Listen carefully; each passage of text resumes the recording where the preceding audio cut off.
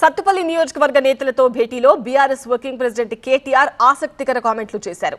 కేసీఆర్ ను మళ్లీ సీఎంగా చూడాలంటే అంతా కలిసికట్టుగా పనిచేయాలని క్యాడర్కు పిలుపునిచ్చారు. దానికి సంబంధించిన మరిన్ని డీటెయిల్స్ చూస్తున్నాం. కేసీఆర్ ను మళ్లీ సీఎం చేసే వరకు కలిసి పనిచేయాలి అని కేటీఆర్ పిలుపునిస్తున్నారు తన క్యాడర్కు. కేసీఆర్ త్వరలో సత్తుపల్లి నేతలను కార్యకర్తలను కలుస్తారు అని చెప్తున్నారు.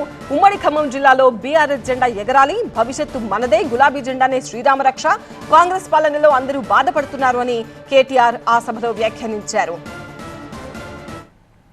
పార్టీ పిలుపు మేరకు విధేయతతో ఎట్లయితే ఇన్ని రోజులు నిబద్ధతతో పనిచేసినారో రేపు పార్టీ పిలుపు మేరకి అన్ని ప్రోగ్రాంలు కూడా బలంగా తీసుకుందాం.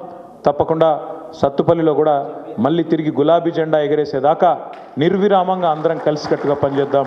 కేసీఆర్ గారిని తిరిగి ముఖ్యమంత్రిగా చూసేంత వరకు అందరం కూడా ఎన్ని పరీక్షలు ఎదురైనా, ఎన్ని కేసులు పెట్టినా, ఎన్ని ఇబ్బందులు పెట్టినా ఇంకా ఉన్నది కేవలం కొంతకాలమే.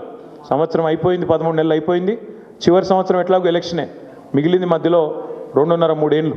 కాబట్టి భవిష్యత్తు మనది, తిరిగి గులాబీ జెండానే ఈ రాష్ట్రానికి శ్రీరామరక్ష అవుతుంది. కేసీఆర్ గారు కూడా మిమ్మల్ని కలుస్తారు. వారు కూడా మన అడిగారు, వీరయ్య గారు అడిగారు, అన్న మా వాళ్ళు కలవాలని కోరుకుంటున్నారన్నారు. ఒక తేదీ ప్రకటించి మిమ్మల్ని అందరినీ పిలుచుకుంటా అని చెప్పారు.